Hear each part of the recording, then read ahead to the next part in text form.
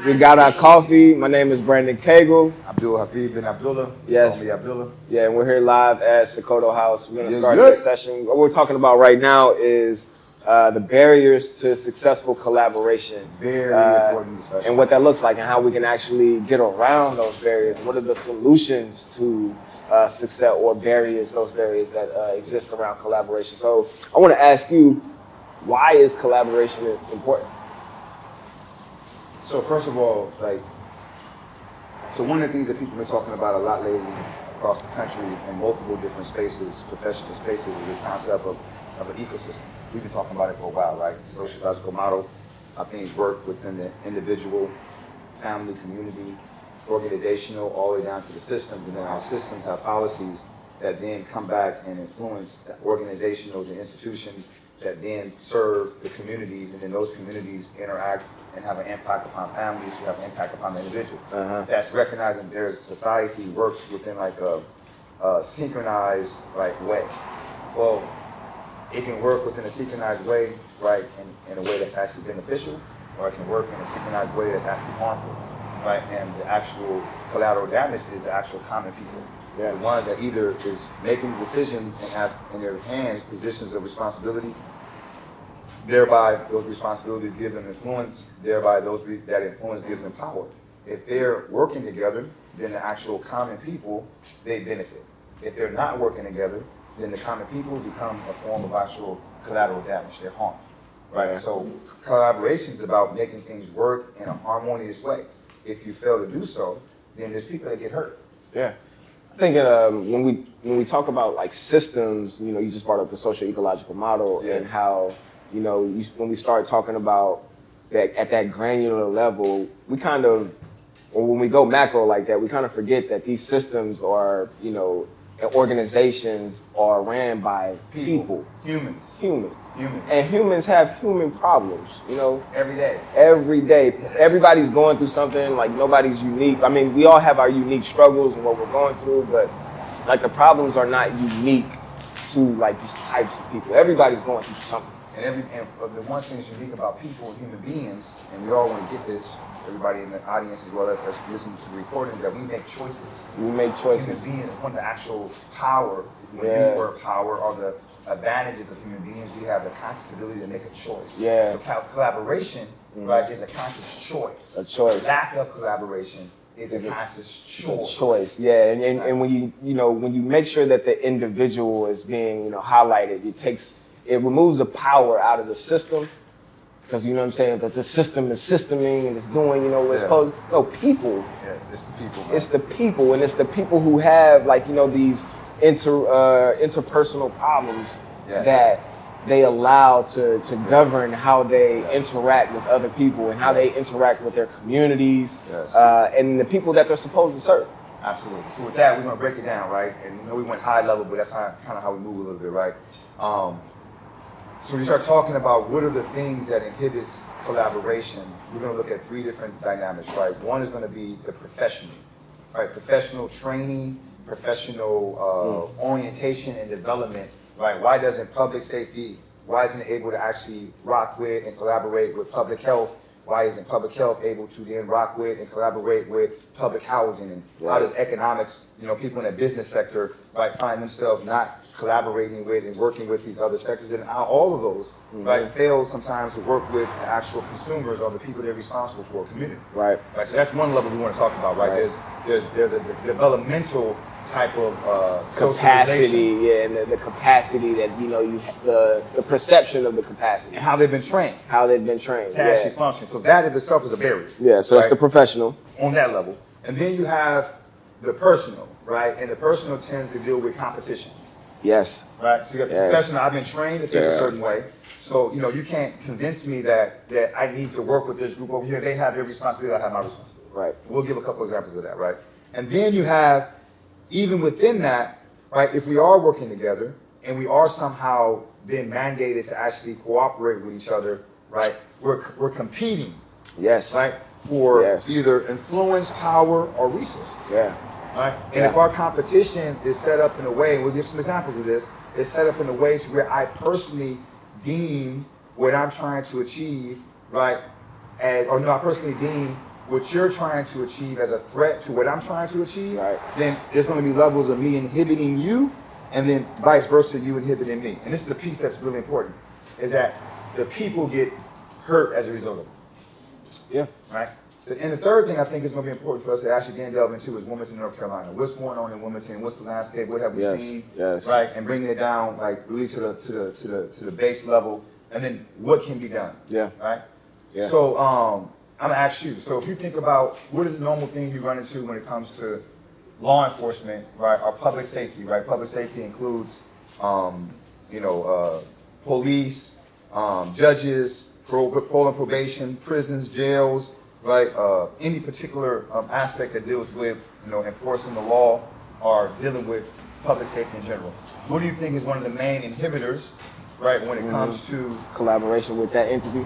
yes, The stigma of, and not necessarily, and it's not even always a stigma. It's actual real life trauma associated with that. And there's the kind of fear of, you're by collaborating with them, you're putting your community at risk because of, the tools that they have within their disposal to be able to turn somebody's lives upside down. okay. But what about, and that's from the community level, and that's like a kind of like a, I'm not gonna say it's a no-brainer because that's something like they don't know that, right? You know what I'm saying? But what would you think is a barrier for public health and public safety to collaborate? So again, going back from public safety, what would inhibit those two worlds? Because both of them are very, let's be clear, very robust, I would argue, billion-dollar industries within the United States of America, right? I'm saying they have like billion-dollar infrastructures, right, on the local, state, federal, right? But somehow there's challenges with collaboration. We're gonna give another example outside of this public health, right? But what would you think would inhibit? I don't know, man. I can't. Resources. Yeah, I mean, because they're getting the resources and the people, both of them are, multi-billion so anytime dollar industry. but But you're talking about like the public safety unit is the most funded entity in our society. I don't know. I mean, Public aside from health. the military, No, public health. Public Public is health? a beast. Public health is a beast. public health gets money. I understand Think that. about all the things around us, right, that actually connects to actual health. Hospitals. Hospitals. Right, you know what I'm saying? County. It's big business. So it's not even, so a part of it is business, but they're not generating revenue, but it requires infrastructure in order to actually sustain, right? Whether it be public health or public safety.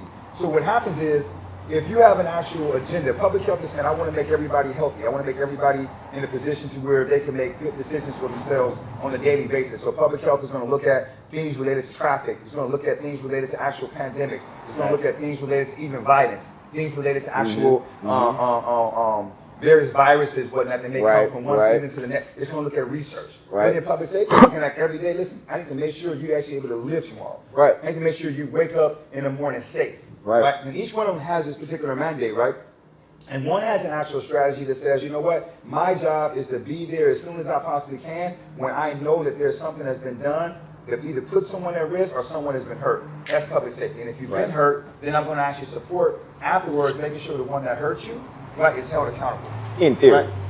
But they do it. They may not do it the best way we like it, but the reality is they do it. If they wasn't doing it, we'd be living in chaos or whatnot at some level. True. So public health also does this job. But each one of them says, listen, I have this actual expectation and this actual way of doing what I'm supposed to be doing, right?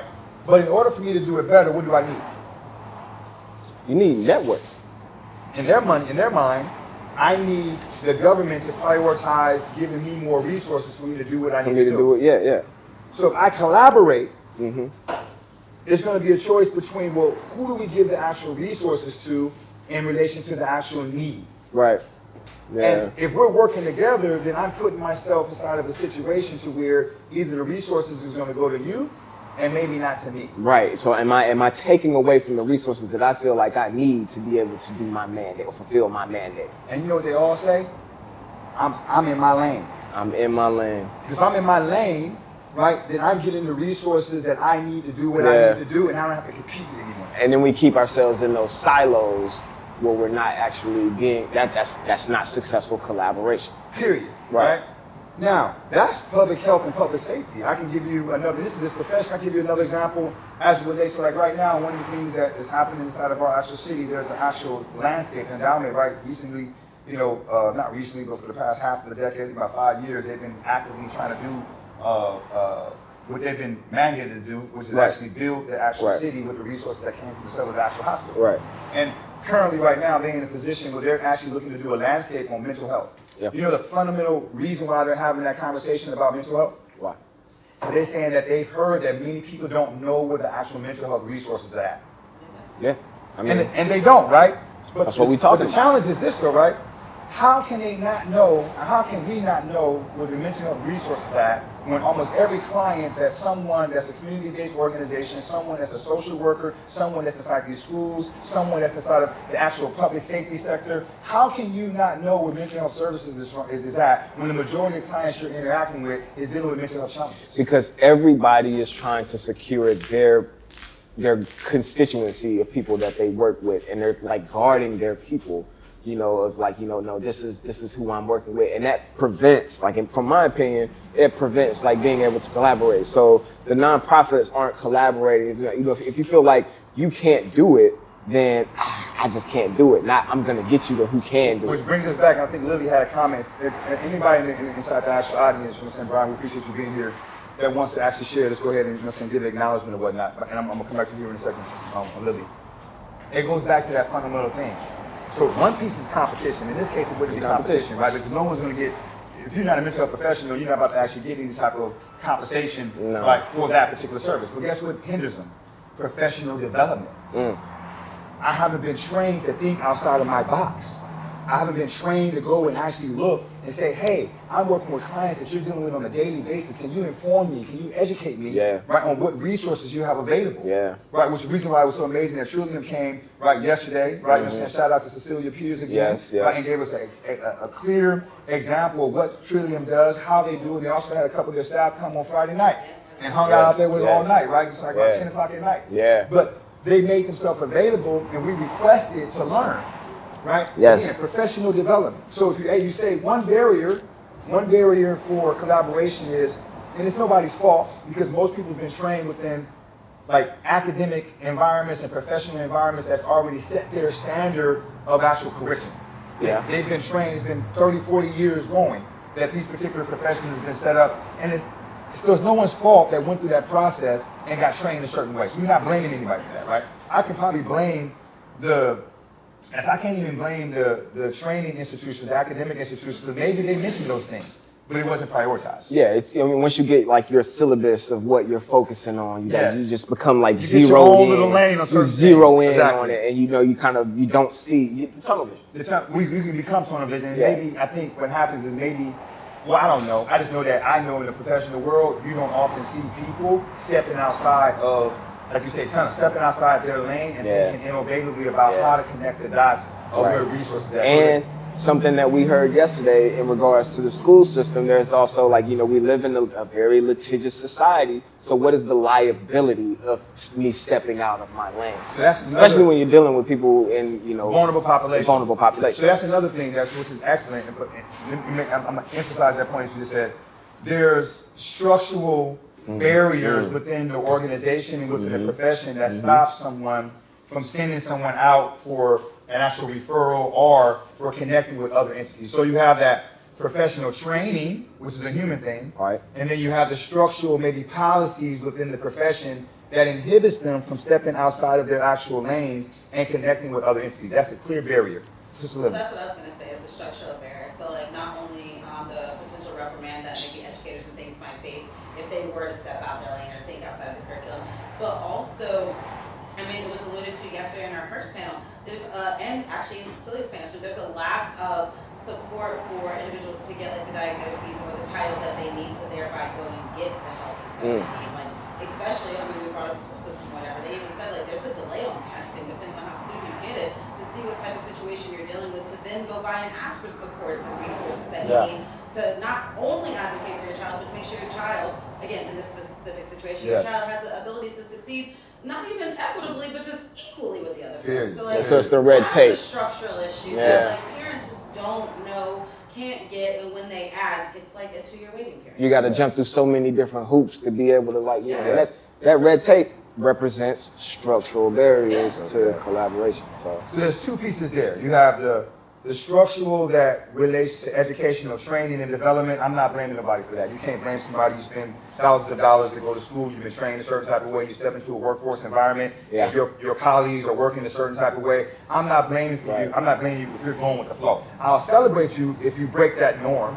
I'll celebrate you if you step outside that box and learn something innovative and say, "Bam, I'm not doing it that way." Yeah. Right? But I can't blame you For doing your job. if you've been socialized Yeah. in your profession to do your job that way. Okay, I got it. And I can't blame the system or the structure. I can't say y'all can do better, right? But if that's been in place, I'm not going to waste my time pointing the finger at them. What we're going to say is that that's just a clear barrier. Right, and then offer solutions of how, and then encourage people to, that, there are solutions and there is a community, there are networks if you do decide to kind of break out of that Norm. that norm. That norm that you've been accustomed to. So that's one, right? Professional. We That's gave the an example of professional. public health, public safety, right? You can go into public housing. There's some places you'd be surprised, public housing directors, because they're trying to build their own workforce, they won't allow other non-for-profits into their particular housing authorities, whatnot. They want to protect their residents. There's dynamics you wouldn't amaze, right? Same thing with the business sector, right? You know what I'm saying? They'll work with the police, but they won't work with public health because public health may be up the side there kind of checking out. The health department comes in and actually gives them the okay to even function and work, right? So why I'm gonna collaborate with you when you the police me? But I may work with the actual police because I need you to regulate, right? You know what I'm saying? The safety of my business. Right. Right, so there's different dynamics and there's no monolithic, scenario, but the reality is this, and we can all agree if we want to break it down, professional development, right, and professional structural norms inhibits collaboration. Absolutely. That's okay, right, we're here. So the second thing is interpersonal reality. So within those structures, in that professional world, so whether it be public safety, public health, community, right, the business sectors, even when you have opportunities for collaboration, we want to be clear, we're not saying that there's no collaboration. Right. We're just saying that the level of collaboration is so deficient that it's not serving us as an actual collective community. Right. Right, it's deficient. Right. Because people It's working together. it's decentralized. Exactly, right? It's but there. there are nodes that do talk to each other. Come on, we know. Yeah. We're going to say that. Make sure we be clear about that. We're not like on some type of doomsday, right? There's nobody interacting Yeah. with each other. Like, no, they are, right? They are, right? So, but in that, when you have mandates, because sometimes you have mandates, sometimes you have innovative leaders that come in and they say, no, you have to work together. Or sometimes there's grants that come, right? And there's funding, right, to enter into a particular community that then facilitates individuals, organizations, and particular professional disciplines to Right. actually interact and to work with each other. Right. So when you have the money and you have the mandate, and you still say, why are we not able to work together? Because I don't like you. Interpersonal relationships. Again, it said, I don't I like you. don't like You you. done did something to me. Yeah. You done said something to Yeah. me. Right. You done did something to one of my friends. Right. Years ago. People have very long memories, years ago. Years ago, They've been doing right. the work Very long memories and very short feelings. and very Yes. short feelings. Yeah, absolutely. And yes, sir. And I get tired of hearing the word healing. We gotta heal. We gotta heal. Like, how long is it gonna take you to heal? If you don't put a Band-Aid on it, And you know, Yeah. we had this conversation, and it's like, how long are you willing to carry this? To carry it. When you see Yes. what's going Yeah. on in the community, you Yes. see the need, Yes. you're hung up on something that happened years ago. And put your Yeah. personal feelings over the suffering of the people you're Yes. supposed to be but helping. years ago, and it ain't even hurt nobody. Yeah. Yes. Yeah. So hurt feelings. Hurt feelings. Right. Hurt people hurt people. Hurt feelings. Real talk, right? So you can say that there's. Nah, unhealed people hurt people. Okay, we're gonna shift that narrative now. Hold on, I like that concept. Let's talk about that. Not right now. We can't talk about that right now. We're gonna hold on to it though. We're gonna hold on to that. Write that down, because that's something I think we need to kind of explore, especially relating to mental health and the And conversations we interpersonal. have. I like Yeah, that phrase. yeah. We want to capture that. Unhealed people hurt people. Unhealed people hurt people. Yes. Good. And hurt people, but for sure. I like the shift in the narrative. Unhealed people, right? So going in, we want to say interpersonal relationships. Right. Right? So we talked about the professional. Now Yes. we're talking about the individual. So we're talking about when the professional is just simply like, man, look, this is what I've been taught to do. Yeah. Like, and it's for everybody else in my. I've been trained, and this is Yeah, and everybody else is doing this. Yeah. I can't blame that person if they don't find a way to step outside that norm. I may not like it, but I can assess that this is a problem and that's something kind of addressed, right? Right. Then now we're saying that it's at the level right now where someone, just like Sister Lily said, they don't like each other. Yeah. Yeah. And they're holding on to not liking each other, right? Even when they have the mandate to work together, even when there's resources to work together, I just don't like this person. I don't like it. Right? It could be for a real reason or just a perceived reason. That's the key as well too, Yeah. right? Because sometimes people don't like people because we live inside of a society of people who just like to run their mouth, and sometimes they don't have to even be honest. People say things that people said, and they don't even double check if that person really said it. If it's real or not. Right? So Yeah. people are literally disliking each other because someone else has said what somebody else has said, Yeah. and it's real life scenarios, right? So Yeah. no one's looking to resolve, right? You say perceive. Yeah. There's the real reasons to dislike, and there's perceived reasons to dislike. Perceived, yeah. But then within that same interpersonal, you have the actual scarcity of resources and the competition of resources. Yes. And when I'm talking about resources, it's very important for people listening. We're not just talking about material resources, right? There's there's this type of ghost-like resource that's so powerful in the lives of human beings that we often fail to pay attention to. And that resource is called affirmation and recognition for the work. Yes. Attention. Attention. Yeah. Flowers and flowers are due. Yeah. Right? Yeah. You give them when they do, but some people just want them. Yeah. Because Some people flowers, right, is a way, whenever you walk around, you go to a certain location, it's like why people put their awards and their achievements on their wall in their office. Yeah. Right? That's their flowers. Yeah. Right? And when you walk somewhere and people see those, we live in the world of letters. Yeah. You have letters behind your name. If you have actual achievements or whatnot, people are more likely to do what? Want to work with you. Yeah. They want to rock with you. If you go onto social media And listen to you.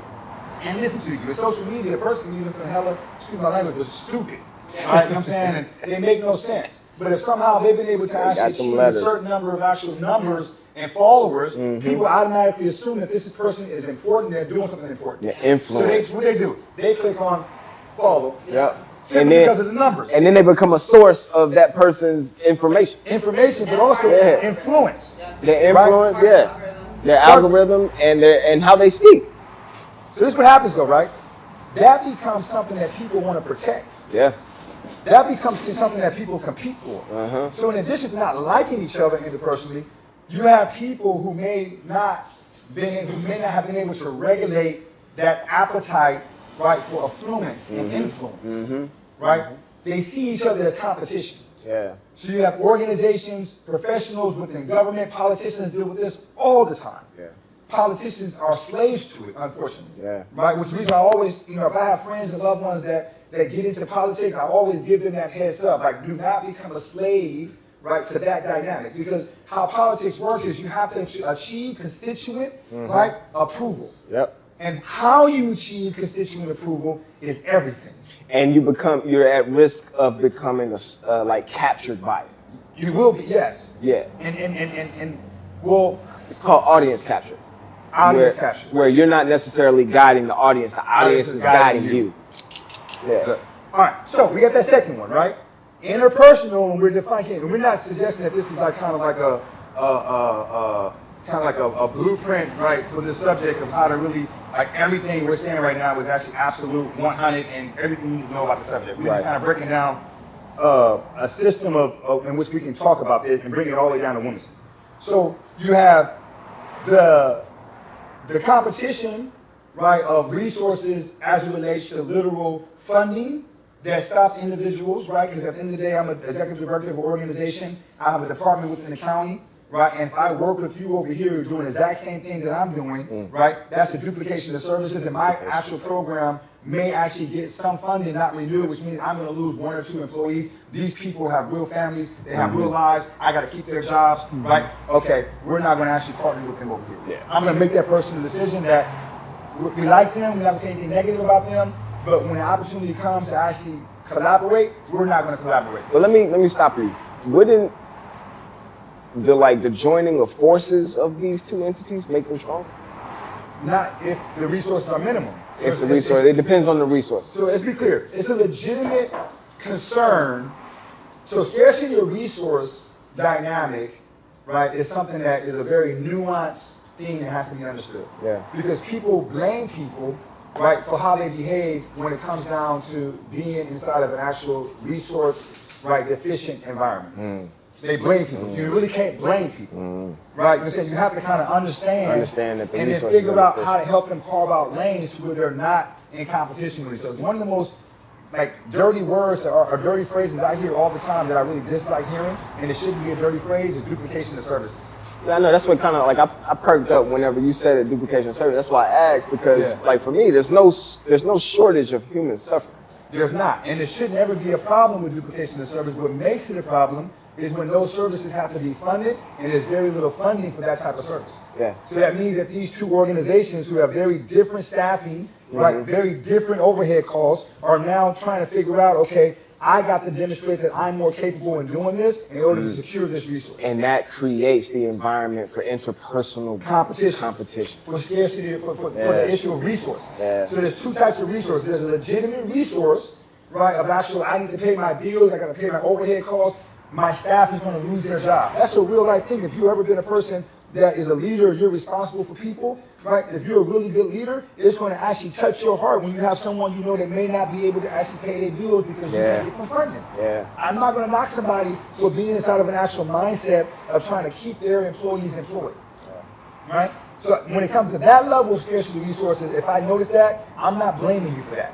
I get it, right? But then there's another level of scarcity of resource that has nothing to do with money, right? We both have enough money here, right? But I'm not rocking with you because it's not just about money. I need influence and power. I need my voice, right? I need my actual achievements, right? As an individual, I want to feel good. I want to feel good, right? And I want to be known as the one who's the best in all this. Yeah. That level of actual scarcity, of actual emotional and psychological resource is very negative. Very negative. Right? Very We'll make a distinction between the two. That other one, I can understand it, I get it, right? It's a circumstance that's more structural, more system-based. Maybe I can, if I want to delve up there and talk about that, I can find out why there's not enough resources for something that's needed. I don't want to go there either right now. But looking on that level, I can see why you may not all the way rock together. But when you get here, and it's more so about you personally threaten my ability to be seen as someone that was successful, so therefore I'm going to actually be in competition with you, I'm going to undermine you, that's no brainer.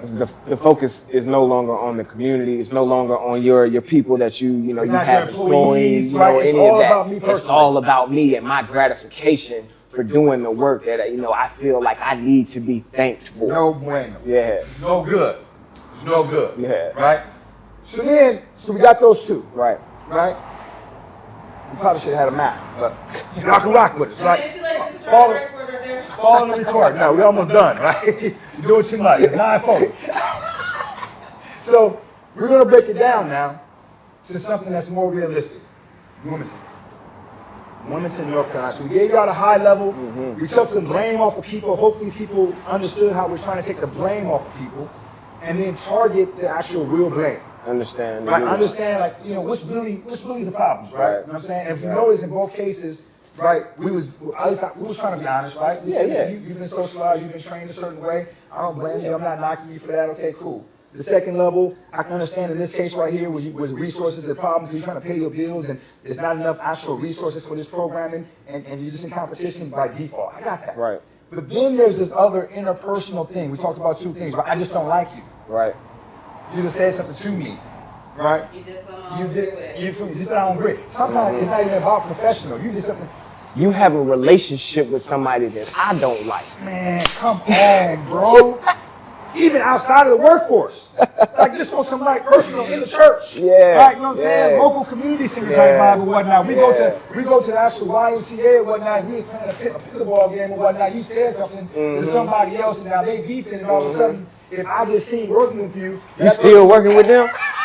You still working with them? After what they said to me? right? Exactly. What they said about me?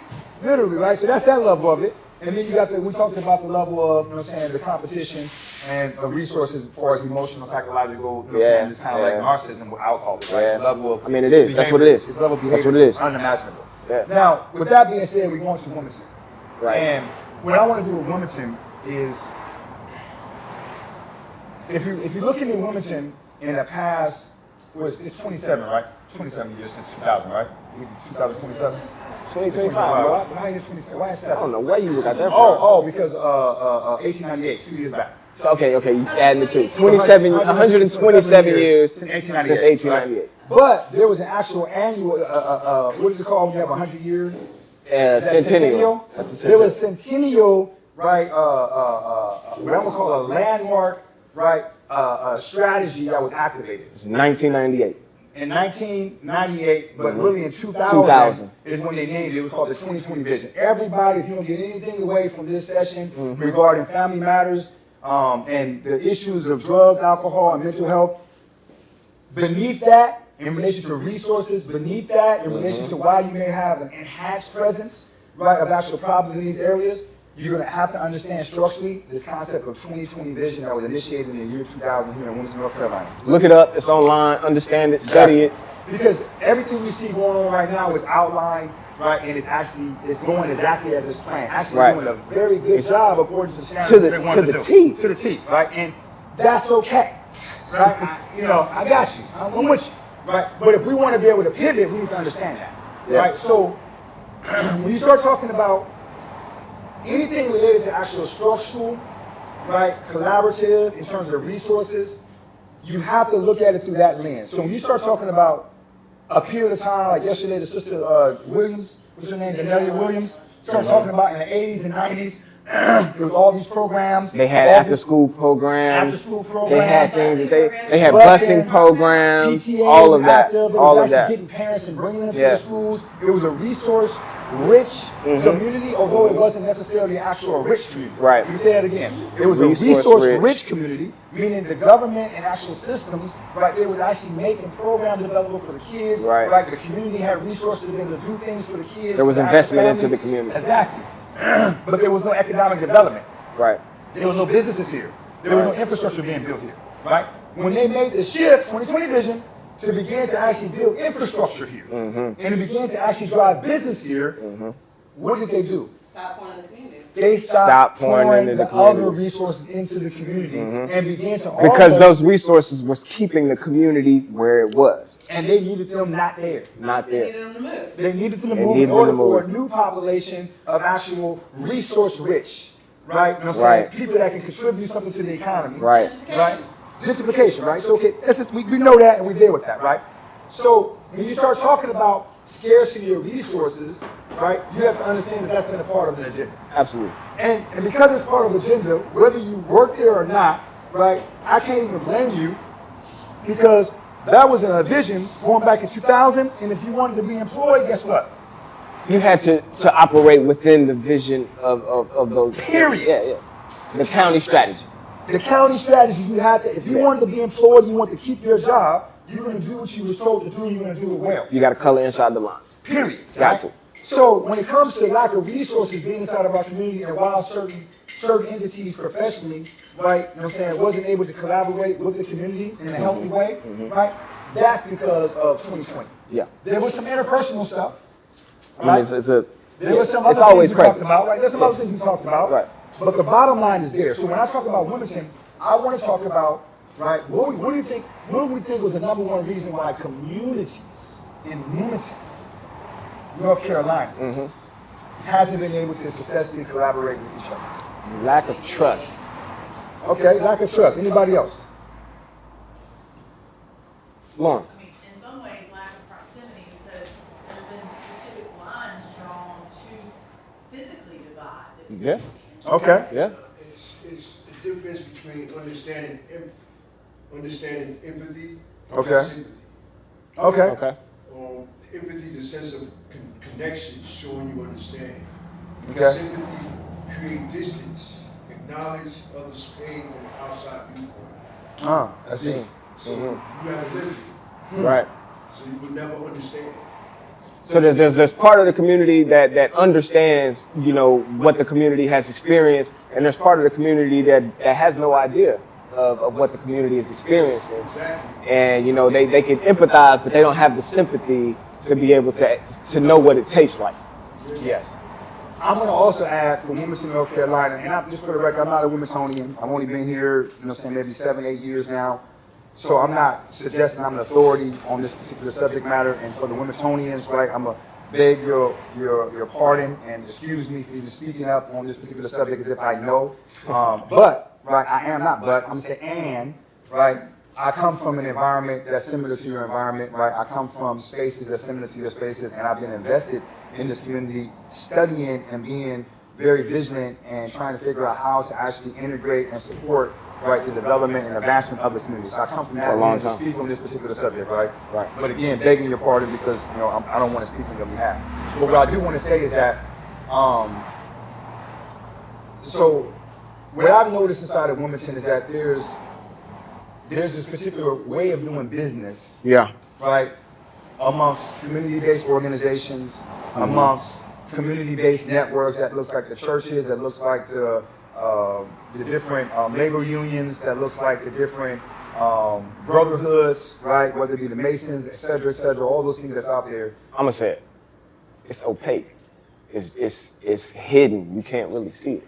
You can't see it, and that's not a negative thing. But what it is that the business has actually been set up to where there's two extremes. One is we can figure this out by ourselves, and we can make it happen by ourselves, right? But that's not the dominant voice.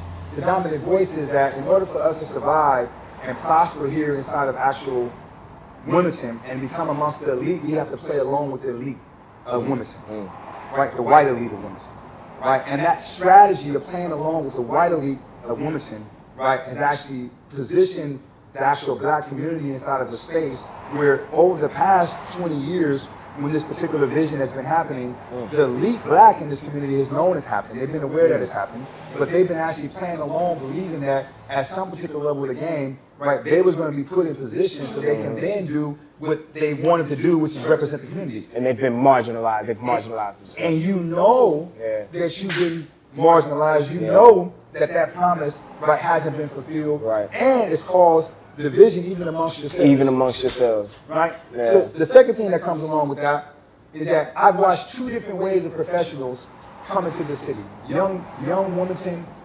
natives that moved out, right, went to college, right, they came home, right, they was energetic, they was progressive, they was willing to actually challenge norms, they was willing to bring innovative ideals into the actual city. They even got jobs, right, working in very specific positions of some influence. And I watched the elite, the black elite, right? We're talking about this level of the community, right? We talked about all the other stuff and whatnot. We know that white supremacy is present, right? So we don't go spend too much time talking about that. That has its own problems, right? We want to talk about the community-based network, the marginalized, you know what I'm saying, what's 11% right now? 11. In Wilmington? It's right? in the county. In the county, right? We want to talk about that population because to me, I believe that's the catalyst. It's always been a catalyst for possible growth and development for all of Wilmingtonians, right, equally, if that population is actually thriving. Right. If that population is not thriving, you're going to always have like these different levels of actual arrested development, in my personal opinion, right? So we're going to talk about that population. These professionals came back into the actual city, and it was actually innovative and it was courageous. And because, as they say, they didn't kiss the ring, right? They didn't come to you, right, and allow you to guide their actual careers, allow you to dictate to them what to say and when to say it and who to say it to, right? They was put into situations, right, where literally they was professionally abused, and many of them has actually left the city. If they're living here still, some of them either two categories. Some of them was pushed out. They was pushed out. They're now here. They're no longer working within the actual spectrum of wanting to be a leader. They're just working to pay their bills and take care of their family. Or, right, you done placed them inside some particular part of this actual county, and they're irrelevant. Yeah. Because they're playing along. So that's one thing that we witnessed take place here locally. But that dynamic, I'm going to say, has changed. Right? Because the opportunity for the elite to actually take advantage of what is to happen or what was to happen has already been proven and tested that you don't have that chance. You're going to have to do for your own, and you know it. You know that those promises, and we can see that within the political environment. Right. You can see that within different positions of executive directors and people of influence within the county and the city. Right. Certain personalities and certain faces are no longer there. Right. And there was promises that was made. Right. And they're no longer there. Right. They're sitting on the sidelines. So those promises we know, right, didn't get fulfilled. To me, that's an opportunity. Right. Because one thing that's happening inside of our city, right, is that progress is moving forward, and it's a progress that now everybody has an opportunity to benefit from. Listen, that progress has been at the expense of a significant amount of harm and Yeah. hurt and displacement, Yep. no doubt about it. But the actual economics and the actual opportunity for growth is here. And it's not just here in Wilmington, North Carolina, New Hanover, it's available in Pender, it's available in Brunswick. And if individuals now regather themselves and reimagine what's possible and abandon some of the actual unhealthy, what's the word I want to say, allegiances or promises, like what I want Allegiances. Allegiances. It's allegiances. But it's allegiance with a promise Yeah, that somehow you're going to be able to thrive with me right. And that hasn't fulfilled itself at all. at all. But what has happened is the opportunity to then come and organize yourself, right, to then take advantage of an economic opportunity. Think about it, man, the county did what recently? They stopped funding what? They stopped funding all nonprofits. All non-for-profits inside. No matter what you're doing. No matter what you're doing is being defunded. Yeah. And now you have maybe, I think, 3 places they named. When the email came out, 951. When the email came out, they named 3 locations for funding. I don't know the new entity that was created. What was it called? The drug and something? You know, It was the alcohol, the alcohol board. Was that you talking about where they push people to get funding from? yes, 3 places. United Way, which has been around forever. Right. The endowment. And then it's the alcohol board, it's the ALE board. It's something new, Yeah. right? That nobody heard about, Yeah. right? But we know the endowment's there, right? And we know the endowment actually is giving, what, $170 million so to date, you know what I'm saying? And they've actually done, in the past year, I would say, a pretty good job in actually showing that they actually are identifying non-for-profits that's been doing work inside this community, and they are giving them, not crumbs, but giving Right. them money to be able to function and work. Right. Right? But that's like picking up the ball in the past maybe year and a half, Yeah. right, and making those numbers. Now what that means is that Dominant now is going to set forth and begin to fund what its real agenda is. Yeah. Right? And I can tell you from the strategic plan, it's very much upstream. Right? It's very much about, you know what I'm saying, early childhood development. It's very much about infrastructure into parks. It's very much about thinking about Wilmington and New Hanover County for the next 2 generations. Right. Whenever you think upstream, though, you have to understand it's not going to be an immediate, tangible outcome that you can measure. No. It's gonna be slow over time growth that you see your community start to change and things start to happen slowly. Slowly. Yeah. And as professionals, public health professionals upstream, right, we appreciate that. Yeah. But what that means is this major source of funding, right, is not a candy shop for community-based organizations and for other entities that's trying to thrive on a different level. No. So you can take the biggest one in the room, you can put it to the side, not eliminate it, but you can take it away from a priority for you to be able to actually get out your current situation. Right. If you're dealing with housing crisis, if you're dealing with food crisis, if you're dealing with, you know what I'm saying, a lack of the ability, social mobility, getting you out living from month to month, Right. that's not going to be the one that's going to help you do that. You have to increase your capacity before you get to that point. Period. Period. Right? But the thing that's available, we're talking about collaboration. Collaboration solution, we're ready to wrap, right? Right. The thing that's available is finding the new market. What is the new market? Economic development, man, self-determination. Okay. Figure out how to begin to actually encourage entrepreneurialism, how to begin to encourage, right, industrial collaboration. Something the chief said yesterday, being able to restore the sovereignty of oneself. Within self. You're talking about emotional and personal. Yeah. I'm talking about There's another. doing business together. Yeah. Right? I'm talking about, listen, fundamental community level business. Right. Putting away the interpersonal, putting aside the interpersonal relationship issues and, strains that you may have, but being able to come together and actually collaborate. Collaborate. But also intentionally putting your money in local businesses. Like Yes, yes. Put your Yes. money, go to the local bookstore, Yes. go to the black owned coffee Yes. shop on the corner, intentionally put your money in the community. In the community and not Walmart. That's what I was telling you about. Like, when you have the giant. All of the big boxes. Throw me in front of the bus. Yeah. I'm right Put your money in places where it's going back into your community. Yes. And then that builds the economic development Yes. within your community. But I'm going to tell you the kicker right here, right? Everybody going to be okay with it. You know why? Because at the end of the day, the most marginalized communities, because of scarcity of resources, is going to have the actual greatest right, crisis in their families because of lack of resources, which means that their children, right, are not going to be developed properly, which means that they're going to be involving themselves in behaviors that looks like crime, like all these different things we have to invest into, right? So guess what happens? When people start to see a population of people that's in need of resources and there's no resources, begin to actually re-pivot and readjust themselves, right, and not only take advantage of the resources that's available to build business, to build revenue, but they also then begin to say, hey, listen, white Wilmington and white New Hanover County, they're thriving economically. Right. Right? So the way that we're going to have to thrive is do exactly what they're doing as well too. They're investing in themselves, we need to invest in ourselves. And you know why we're going to invest in ourselves? Because we don't want to be a liability to anyone. Right. We don't want someone feeling like they have to come rescue and save me. Right. We don't want to be a liability to ourselves.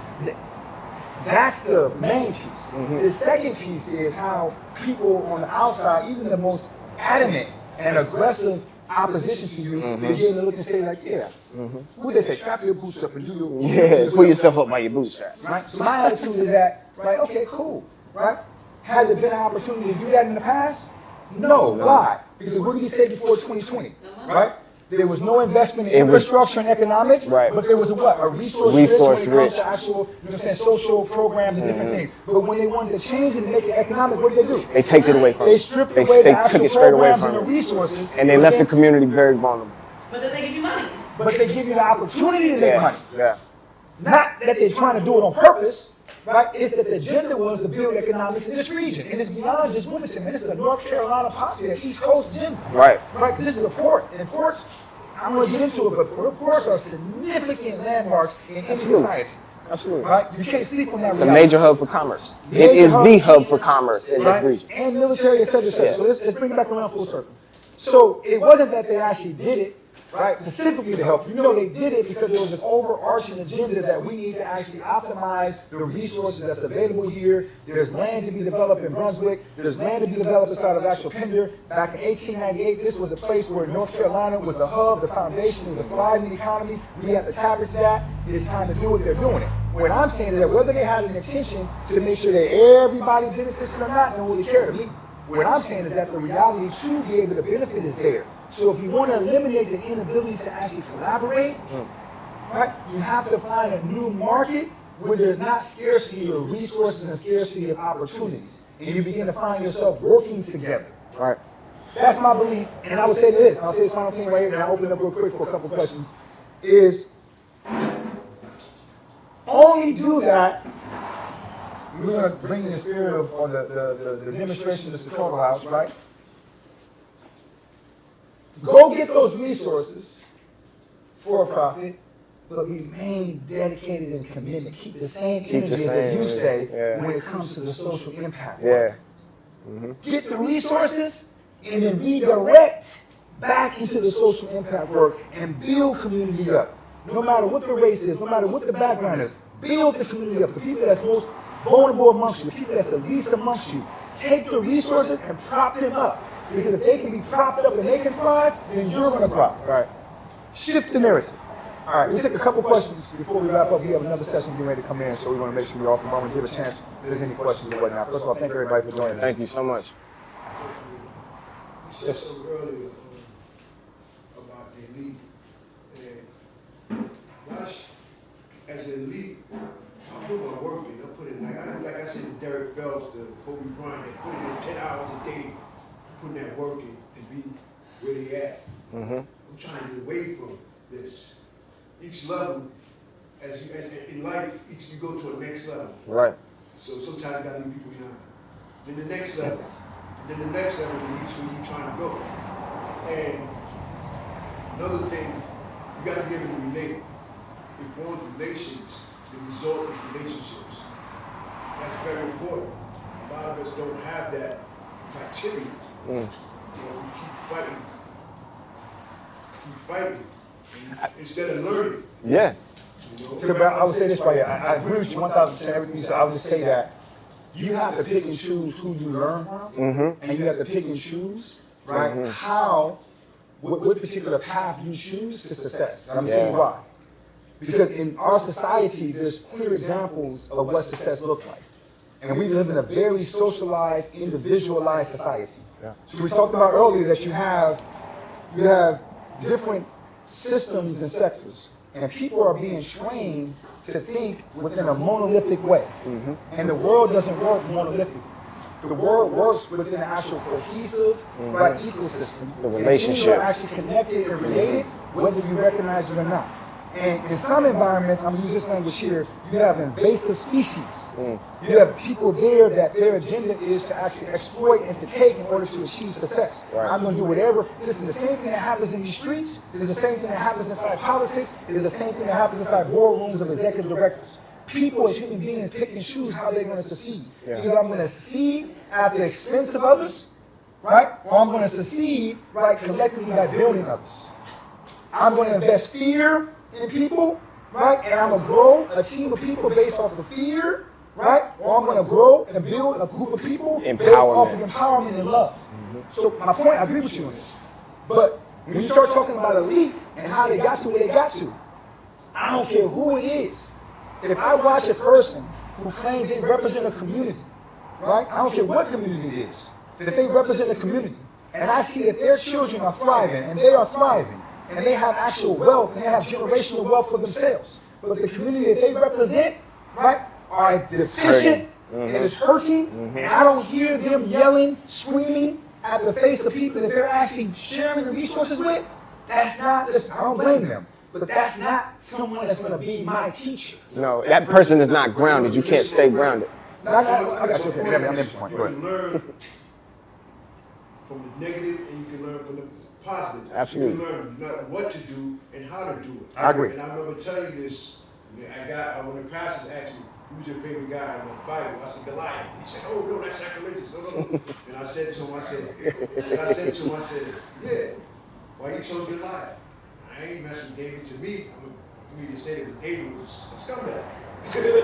And he said, why you say that? Because he took Uriah, put him on the front line, got him killed, took Bathsheba, and and got her pregnant and took his wife. And the Most High destroyed him. So why was Goliath your favorite person? No, but Goliath is A conqueror. No, he was willing to die for his people. He was a man Of conquering. He was a conqueror, bro. I don't want to go into debate, though. This is my God. So what I said, when Goliath, what I learned about Goliath is never underestimate your opponent. I appreciate That's the that. main point of it. Yeah. Don't underestimate his opponent. So stop underestimating who you're against. Yeah. It could be a 5L. Never underestimate your opponent. That's This what I learned. this is an ongoing internal Sokoto House Yeah, so conversation. I'm just going to say this for the purpose of the conversation. So L, for the purpose of the conversation, you gave an example of David who stepped up and chose to actually fight on behalf of his people that was going to be conquered. And he wasn't a soldier. He was a normal person. Right. He used what he had available to him within his culture, right? And morally, in that moment, right, he chose to step up. Okay, I got you. Right. And he stepped up to someone that you named to acknowledge to be a conqueror. But you demean David because you said he did something later that was immoral. But let's speak, which is a whole other conversation. You're going to stop disrespecting the prophets, but we won't go there. But listen. You demean David based off of a moral decision that you claim he made, right? But, which by some people might teach and some people are not. You had no criticism of the fact that actual Goliath was there to conquer and murder and pillage. No, hold on. You had no criticism of him. Your opinion was that he stepped up, right, you know, saying on behalf of his people. His people was there to murder, kill, and pillage people. I'm going to leave it there. I'm going to open the floor to another question. Anybody have any more questions? Everybody good? I don't even have that. He's in our community center on a daily basis. That's an Ongoing conversation. Stop disrespecting the prophet, I'll tell you that.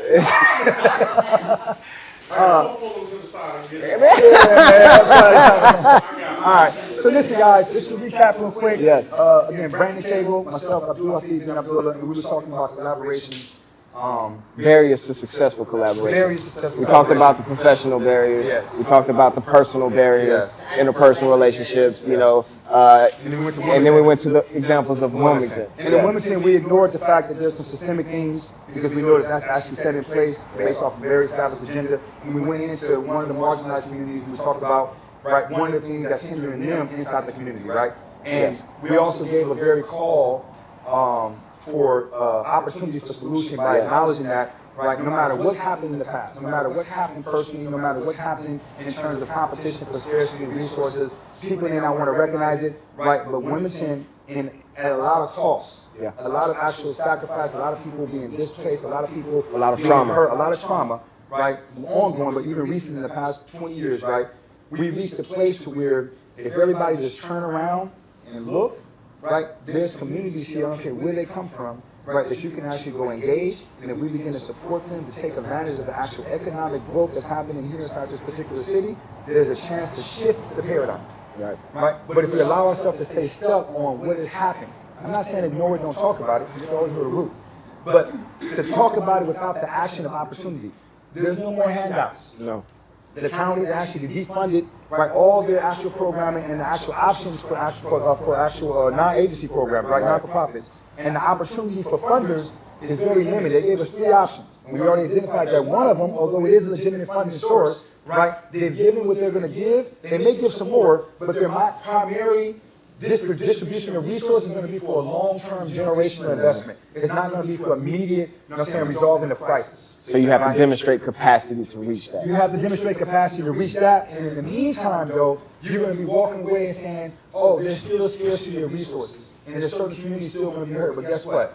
Those communities are so small in number now, right, that it's going to be almost like an unseen harm.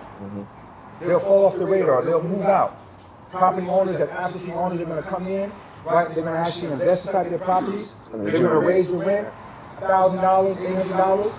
They're going to have to move, right? And you're going to find that numbers of those are going to be moving before you know it. You won't have those populations of people here. Only people going to be here are those in the projects and those who own homes, right? What we're saying is that in this moment, in this time, for our black elite, for our actual elite anywhere, if you're genuinely concerned about the actual well-being and the collective thriving of our community, there's an opportunity to build capacity for economic development, industrial development, right? The opportunity for individuals to build, you know what I'm saying, businesses, right? And to invest back into their communities so they can prop themselves up. This is the shift in this moment and this time. It's an opportunity shift, right? But we have to think that way. Yep. You guys have a blessed day. Thanks for showing up. Thank y'all. Peace.